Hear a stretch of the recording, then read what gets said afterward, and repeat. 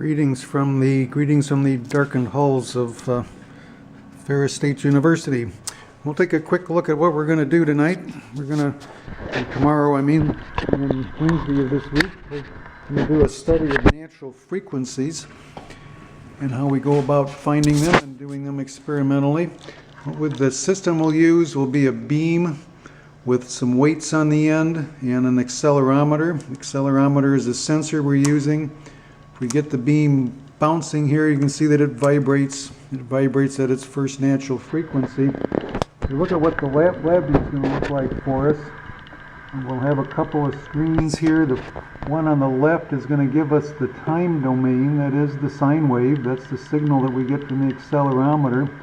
The one over on the right is the frequency domain. And we're seeing the dots represent frequencies or strengths at different frequencies. If we study this on the left a little bit, we see that there's a pretty consistent bunch of stuff going on the left at 0 hertz. Over here, that has to do with an offset.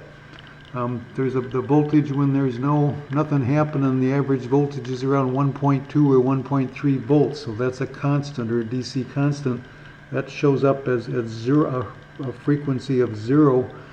If we get it vibrating again, we'll start to see a cluster of activity between 10 and 15 hertz, which suggests there's something going on in that range. And we can see the discrete frequencies that are sampled. LabVIEW has a pretty nifty express VI called tone. What that does is it looks at that data and it predicts what's probably the strongest frequency there for us. That's usually what we want, but it only finds the single strongest frequency, and 12.7 hertz might be about how fast this beam is bouncing. I'm not sure. Well, that's what LabVIEW is going to look like. Hardware-wise, it's fairly straightforward. We just need A to D converter. This type will work for some of the accelerometers. I want you to do a better job of wiring than I did, though. We'll take a look at the accelerometers that we have here. There's 3 types. One type comes from a company called Crossbow.